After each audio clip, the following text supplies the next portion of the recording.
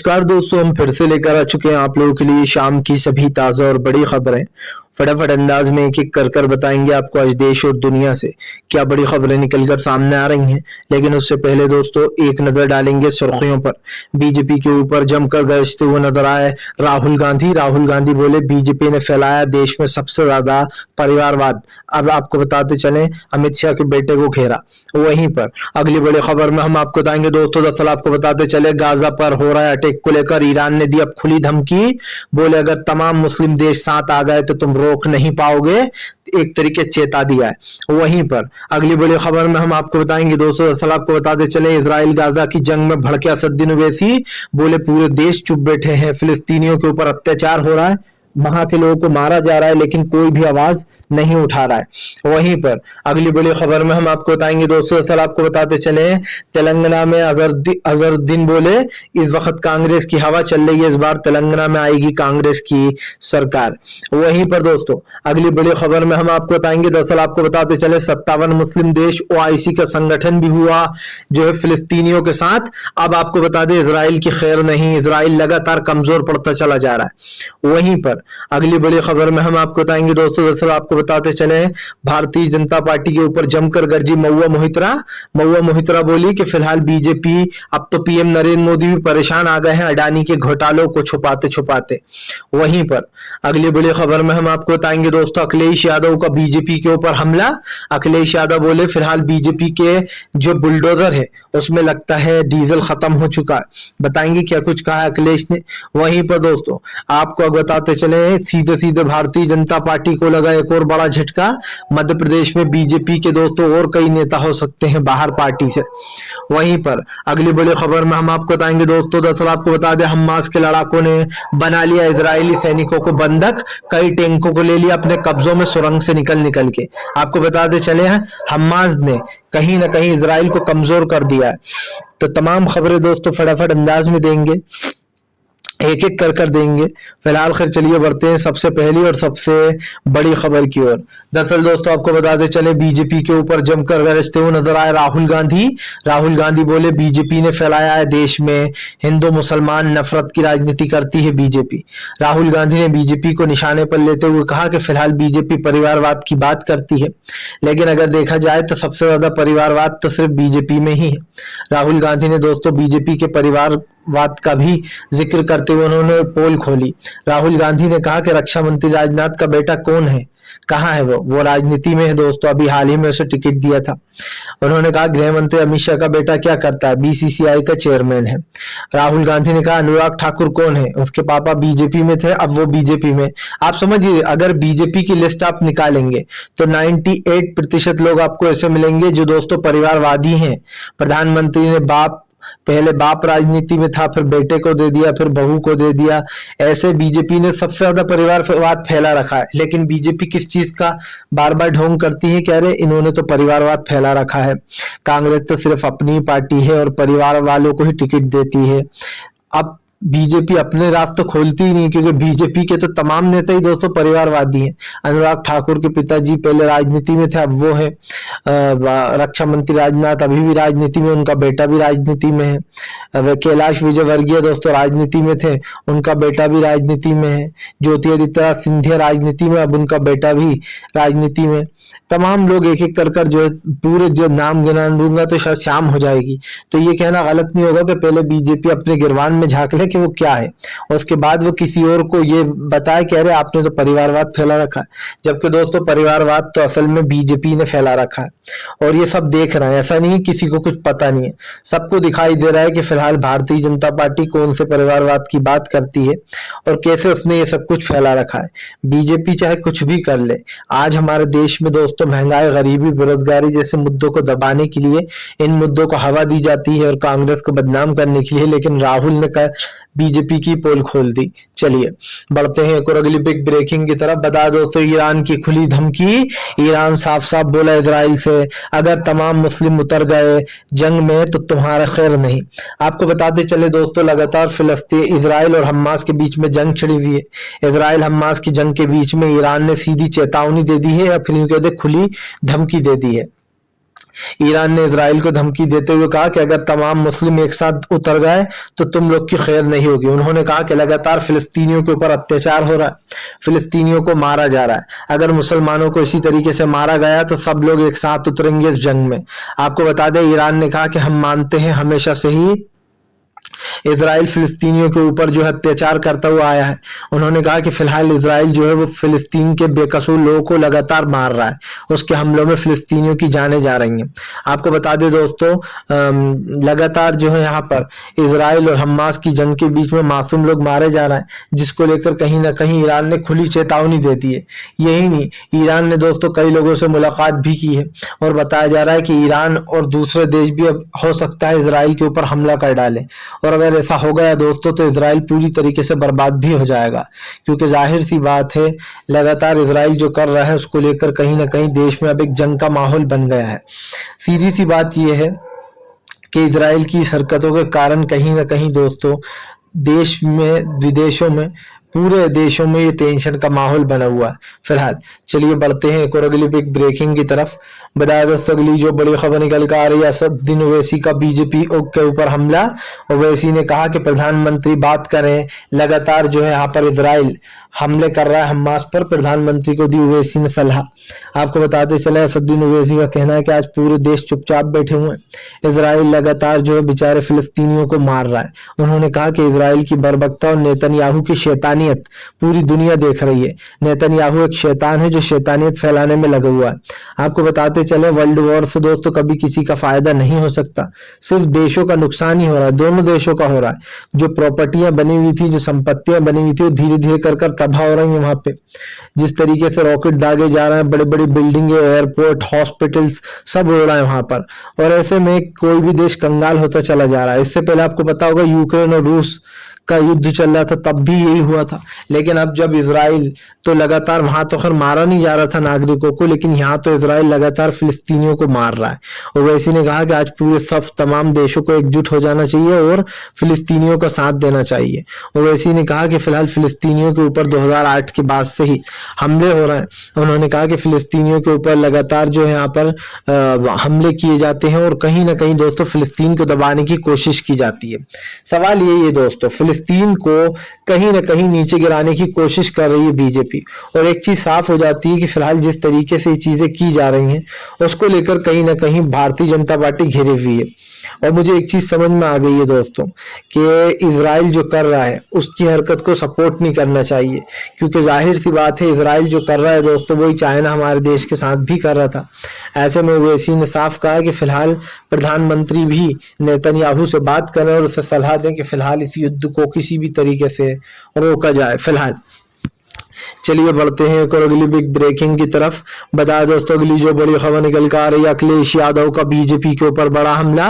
बोले लगता है सरकार के जो बुलडोजर है उसमें डीजल खत्म हो चुका है। आपको बताते चले दोस्तों, अखिलेश यादव ने जमकर जो है बुलडोजर वाली सरकार को घेरा।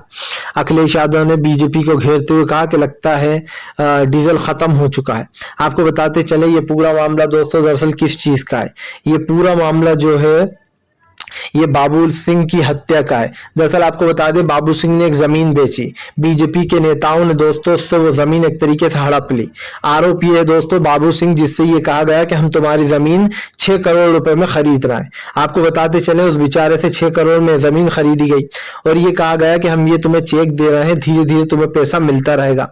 लेकिन बाबू सिंह ने जो भी किया उसके बाद में चेकों को फाड़ दिया। ये जो हुआ, बीजेपी के नेताओं ने इसके साथ बेईमानी करना शुरू कर दी, उसकी जमीन की फर्जी रजिस्ट्री बनवा ली और जो है यहाँ पर दोस्तों उसकी जमीन हड़प ली, जिसको लेकर जिसके बाद उसने दोस्तों सुसाइड कर ली और अपने सुसाइड नोट्स में वो ये सारी बातें लिख के चले गए। उत्तर प्रदेश के इस मामले को अब हवा मिल गई है। अखिलेश यादव ने जमकर बीजेपी को घेरा। अखिलेश ने कहा कि बीजेपी एक भूमाफिया पार्टी है जिसमें गुंडे मवाली हैं जो लोगों की जमीनों पर कब्जा कर लेते हैं, उनसे पैसे हड़प लेते हैं। उन्होंने कहा कि बीजेपी के नेता नहीं है, दरअसल ये भूमाफिया है दोस्तों। भूमाफिया तो आप आप समझते होंगे जो लोगों को डराते धमकाते लूटते पाटते हैं, उसी तरीके के लोग भूमाफिया होते हैं एक तरीके से। अखिलेश यादव ने कहा कि उत्तर प्रदेश में अब क्या हुआ, बाबा के बुलडोजर को बीजेपी के नेताओं के घर तक नहीं पहुंचेगा क्या वो। अखिलेश ने तंज कसते हुए कहा कि लगता है बुलडोजर में डीजल खत्म हो गया है, अगर डीजल खत्म हो गया तो हम भरवा देते हैं।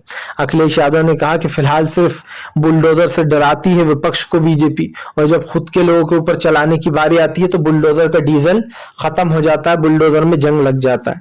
फिलहाल चलिए बढ़ते हैं एक और अगली बिग ब्रेकिंग की तरफ। बताया दोस्तों अगली जो बड़ी खबर निकल कर आ रही है आपको बताते चले दोस्तों, अखिलेश यादव का बीजेपी के ऊपर जमकर अब जो है यहाँ पर भारतीय जनता पार्टी के ऊपर दोस्तों संजय सिंह का बड़ा हमला। संजय सिंह बोले मुझे सिर्फ जेल में फंसाने के लिए सब कुछ किया गया है।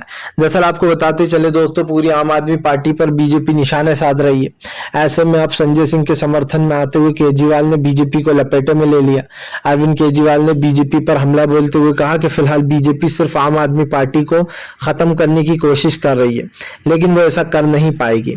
आपको बताते चले उन्होंने साफ कहा कि फिलहाल जिस तरीके से भारतीय जनता पार्टी एक एक कर दोस्तों ये चीजें कर रही है, उसको लेकर कहीं ना कहीं उन्होंने अपना गुस्सा भी जताया।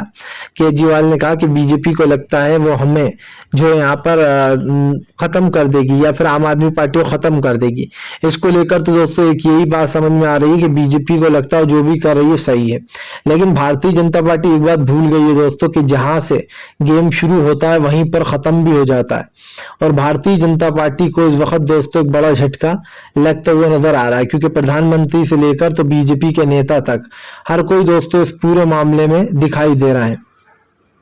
इसी को लेकर आपको बताते चले केजरीवाल ने कहा कि एक एक कर ईडी और सीबीआई का शिकंजा कसा जा रहा है, हमारे तमाम नेताओं को बीजेपी उठा रही है। लेकिन ऐसे में केजरीवाल ने कहा कि दिल्ली का काम नहीं रुकेगा, दिल्ली का काम होता रहेगा। और सबसे बड़ी बात ये दोस्तों, अगर कोई चीज हो रही है या फिर किसी चीज पर हम बात कर रहे हैं तो ये एक बड़ा मैटर है। बड़े मैटर से मतलब क्या है दोस्तों, देश की बात हो रही है। कोई पार्टी अगर अच्छा काम कर रही है तो उसे करने देना चाहिए, लेकिन बीजेपी को ये बुरा लगता है क्योंकि दिल्ली में आज तक अपनी सरकार बीजेपी बना नहीं पाई। वो दिल्ली सरकार से दोस्तों आप समझिए इसीलिए चिढ़ती है, कभी भी बीजेपी ने अपनी सत्ता को बचा नहीं पाई। और ये सवाल उठता है भारतीय जनता पार्टी चाहे कुछ भी करे, लोग तो देख ही रहे हैं दोस्तों कि बीजेपी की मंशा क्या है, कैसे बीजेपी जो है वो आम आदमी पार्टी के तमाम नेताओं को अंदर कर रही है। फिलहाल चलिए बढ़ते हैं एक और अगली बिग ब्रेकिंग की तरफ। बताया दोस्तों अगली जो बड़ी खबर निकल कर आ रही है आपको बताते चले दोस्तों, फिलहाल अब इजराइल और फिलिस्तीन की जंग में उतरा तमाम मुस्लिम देश। 57 मुस्लिम देश OIC लेगा बड़ा फैसला। आपको बताते चले दोस्तों, अब तक बीजेपी को सबक सिखाने के लिए तमाम लोग एक साथ आने वाले हैं। और सॉरी बीजेपी बोल रहा हूँ दोस्तों के इजराइल को सबक सिखाने के लिए दोस्तों तमाम 57 मुस्लिम देश OIC के संगठन ने ऐलान कर दिया। बताया जा रहा है कि जल्दी ही जो इजराइल को सबक सिखाने के लिए तमाम देश और इस लड़ाई में कूद सकते हैं। उधर आज अमेरिका के जो बाइडेन भी मिलने जा रहे हैं आपको बताते चले, और ऐसे में जो बाइडेन की आज मुलाकात होगी इजरायली से, यानी कि नेतन्याहू से। नेतन्याहू इजराइल का PM है दोस्तों, और उससे मुलाकात होने के बाद ये तय किया जाएगा कि आखिरकार आगे क्या करेगा। हालांकि हम आपको बताते चले 57 मुस्लिम देश OIC का जो संगठन है उसने अगर दोस्तों ये फैसला ले लिया तो आप समझिए पूरा इजराइल जो है बर्बाद हो जाएगा, क्योंकि अगर चारों तरफ से घेर लिया गया और चौतरफा हमले हो गए तो ये समझ के चलिए कि इजराइल का नाम निशान मिट जाएगा। और मुझे ऐसा लगता है कि कहीं पर भी खैर हमला कहीं पर भी इजराइल पर हो या हमास पर हो दोस्तों, इजराइल में भी लोग रहते हैं, हमास में भी लोग रहते हैं, और फिलिस्तीनियों के ऊपर जो हो रहा है वो तो सब देख ही रहे हैं। लेकिन इस लड़ाई को रोकने का कोई वो ढूंढना चाहिए, क्योंकि लड़ाई से सिर्फ और सिर्फ नुकसान हो रहा है।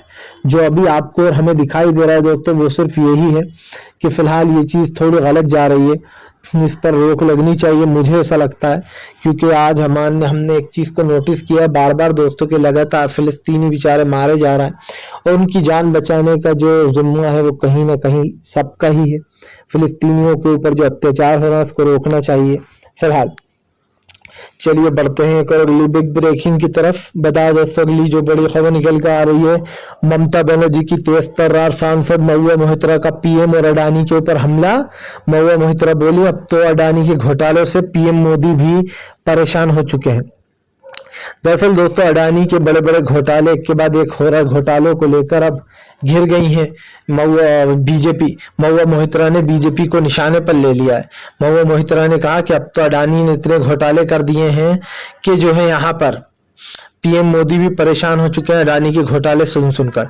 यही नहीं दोस्तों, उन्होंने अडानी के घोटाले का नाम लेते हुए कहा कि अडानी जिस तरीके की चीजें कर रहा है उसको लेकर दोस्तों कहीं ना कहीं वो घिर चुके हैं। भारतीय जनता पार्टी को क्या लगता है दोस्तों, बीजेपी सोच रही कि अरे हम जो भी कर रहे हैं तो बहुत अच्छा कर रहे हैं।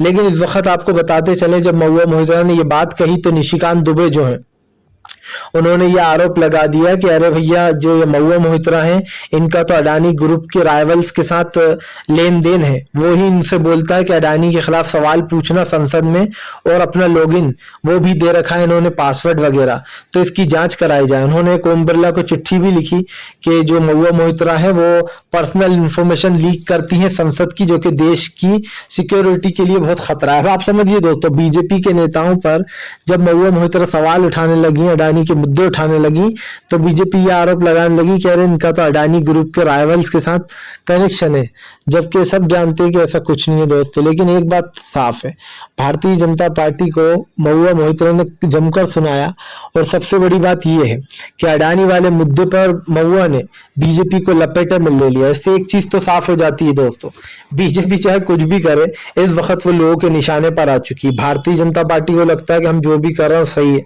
लेकिन सच्चाई यही है दोस्तों कि बीजेपी जो है वो पूरी तरीके से लोगों के निशाने पर, और खास करके महंगाई, गरीबी, बेरोजगारी जैसे मुद्दों ने बीजेपी को हवा दी है।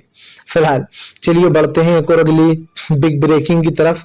बताया दोस्तों अगली जो बड़ी खबर निकल कर आ रही है, आपको बताते चले दोस्तों, कमलनाथ का बीजेपी के ऊपर हमला।